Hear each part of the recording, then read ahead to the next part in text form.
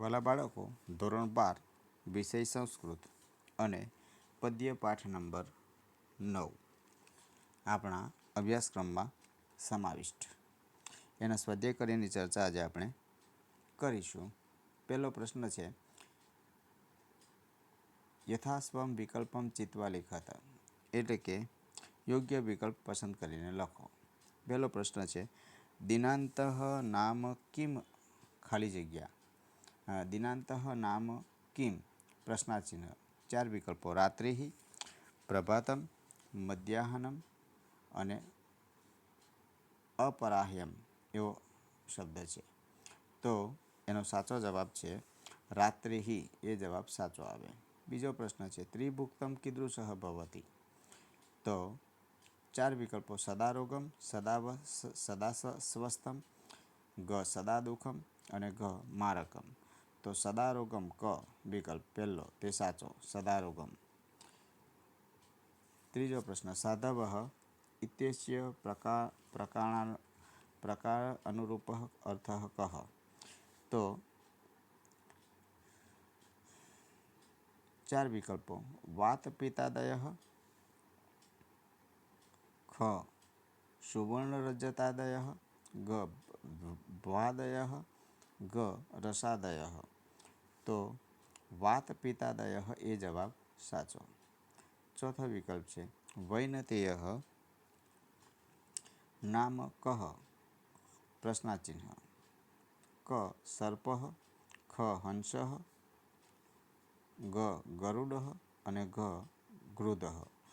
તો ગ ગરુડઃ એ જવાબ સાચો. અધોલિખિતાનાં પ્રશ્નાનાં ઉત્તરાણી સંસ્કૃત ભાષાયા લિખત. પહેલો પ્રશ્ન, વારી કદા પેયમ, એટલે કે એનો જવાબ આવે છે વારી નિશાંતે પેયમ. રાત્રે પાણી ક્યારે પીવું જોઈએ? તો રાત્રે પીવું જોઈએ, નિશાંતે પેયમ. બીજો પ્રશ્ન છે, ભોજનાંતે કિમ પેયમ અસ્તિ. તો ભોજનાંતે તક્રમ પેયમ અસ્તિ. આવો જવાબ લખવાનો. ત્રીજો પ્રશ્ન છે, કીદૃશઃ ભોજનમ બલવર્ધનમ પ્રોક્તમ. તો દ્વિભુક્તમ ભોજનમ બલવર્ધનમ પ્રોક્તમ. ચોથો પ્રશ્ન છે, ચતુર્ભુક્તમ ભોજનમ કીદૃશઃ પ્રોક્તમ. તો ચતુર્ભુક્તમ ભોજનમ મારકમ પ્રોક્તમ. પાંચમો પ્રશ્ન છે, કે આત્મનઃ ચિકિત્સાઃ ભવન્તિ.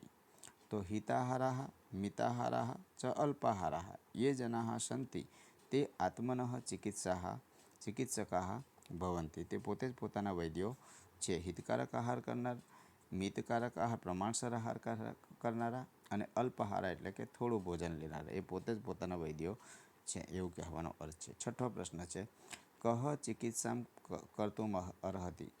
એટલે કે જવાબ એનો બને છે ભિષક ચિકિત્સામ કર્તુમ અર્હતિ.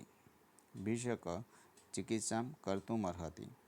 સાતમો પ્રશ્ન છે, વ્યાધયઃ કમ ન ઉપસર્પન્તિ.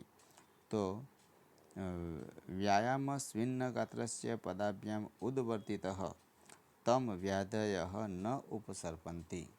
આવો જવાબ બને છે. સસંદર્ભ ચર્ચા કરો. કિમ વૈદ્યન પ્રયોજનમ, આહારમ પચતિ વહનિ અને સમીક્ષ કુર્યાદ વ્યાયામ.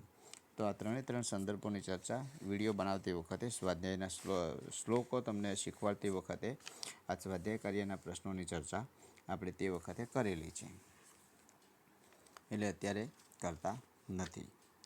ચોથો પ્રશ્ન છે, નીચેના પ્રશ્નોના માતૃભાષામાં ઉત્તર આપો.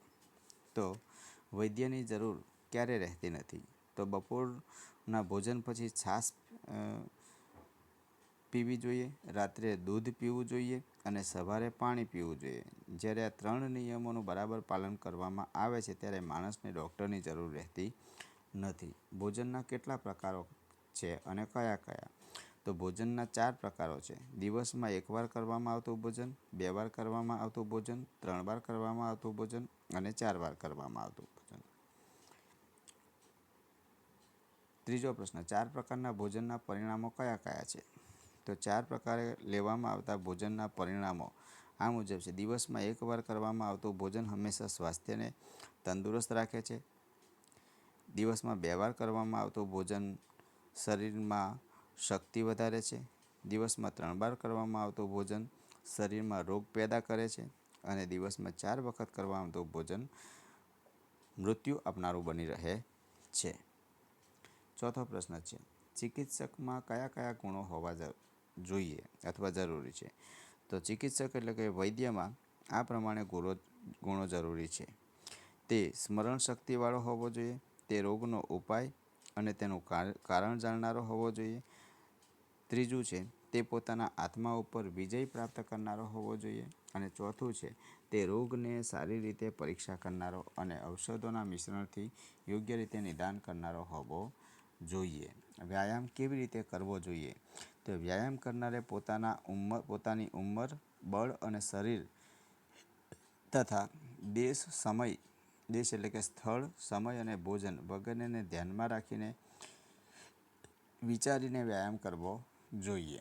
વિવરણાત્મક નોંધ વ્યાધ્યઃ. તો વ્યાધ્ય એટલે કે રોગો, એના વિશે આપણે લખી શકીએ છીએ. બહુ લાંબી ચર્ચા અહીંયા કરતા નથી. ધાતવ એટલે કે ધાતુઓ, એ પણ મેં તમને વિડીયો બનાવતી વખતે, શ્લોક ચલાવતી વખતે સમજાવેલું છે. સમીક્ષાત્મક નોંધ લખો, તો એ પણ તમને જે તે વખતે ભોજનના પ્રકારો અને આહાર અને વ્યાયામ એ બધા શ્લોકો જ્યારે શાંતિથી વિડીયો જોઈએ તો આપણે એનો જવાબ લખી શકીએ છીએ. અહીંયા વિડીયો લાંબો બને એટલે આ પ્રશ્નોની ચર્ચા આપણે અત્યારે કરતા નથી. આ રીતે વિડીયો જોઈ અને સ્વાધ્યાય કાર્ય કરવાનો પ્રયત્ન કરો. Thank you.